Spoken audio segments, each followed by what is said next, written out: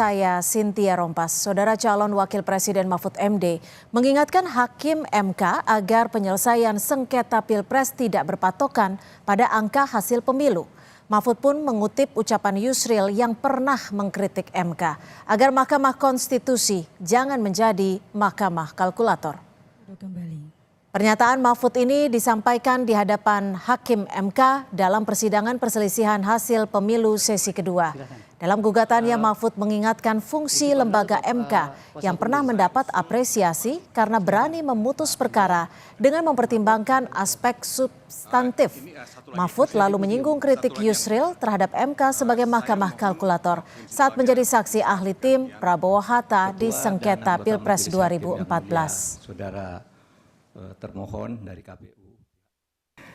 Mahaguru Hukum Tata Negara Profesor Yusril Iza Mahendra saat ikut menjadi ahli pada sengketa hasil pemilu 2014 dan bersaksi di MK pada tanggal 15 Juli mengatakan bahwa penilaian atas proses pemilu yang bukan hanya pada angka harus dilakukan oleh MK. Pandangan ini bukan pandangan lama, melainkan pandangan yang selalu baru, yang justru terus berkembang sampai sekarang.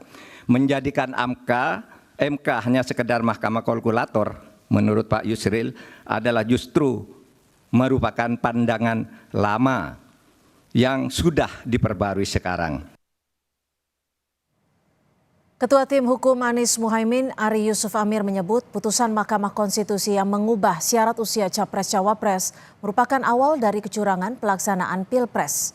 Ari menjelaskan putusan MK yang membuat putra Presiden Jokowi, Gibran Raka Buming Raka, bisa maju dalam kontestasi Pilpres menjadi sumber kecurangan dan intervensi pemerintah demi memenangkan Prabowo Gibran.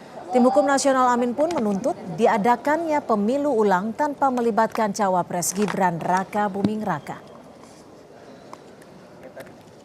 Yang pertama, adanya putusan Mahkamah Konstitusi, selanjutnya kami sebut Mahkamah, mengenai perubahan syarat usia calon presiden dan calon wakil presiden yang diubah di menit terakhir. Pendaftaran Capres-Cawapres sehingga anak presiden yang belum berumur 40 tahun dapat ikut pencalonan. Akibatnya, proses yang tidak netral sedari awal itu telah menyebabkan pelanggaran azas dan prinsip penyelenggaraan pemilu sebagaimana disebut dalam konstitusi dan undang-undang pemilu. Mereka dikooptasi dan digerakkan untuk pemenangan paslon 02, yaitu Prabowo Subianto dan Gibran Raka Buming Raka yang merupakan anak dari Presiden Joko Widodo. Keseluruhan tindakan aparat dan aparatur di atas menyebabkan terjadinya the violence of election dan pada tingkat yang paling mengenaskan telah memicu terjadinya brutality democratic process. Menanggapi dalil kecurangan pemilu yang disampaikan Tim Hukum Anies Muhaimin, Ketua Tim Pembela Prabowo Gibran Yusril Iza Mahendra menilai permohonan Tim Amin tak berisikan bukti, melainkan narasi berupa asumsi dan hipotesis. Besok Yusril dan tim akan menyampaikan jawaban dari permohonan yang dilayangkan pihak Anies Muhaimin. Intinya sih kami menilai bahwa permohonan ini lebih banyak narasi, asumsi, hipotesa daripada menyampaikan bukti. Dan saya baru dengar dari Pak Kaligis tadi pagi, dia bilang narasi itu bukan bukti.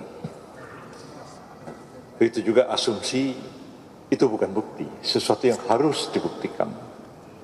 Begitu juga patut diduga dan sebagainya disampaikan tadi, sesuatu yang memang harus dibuktikan.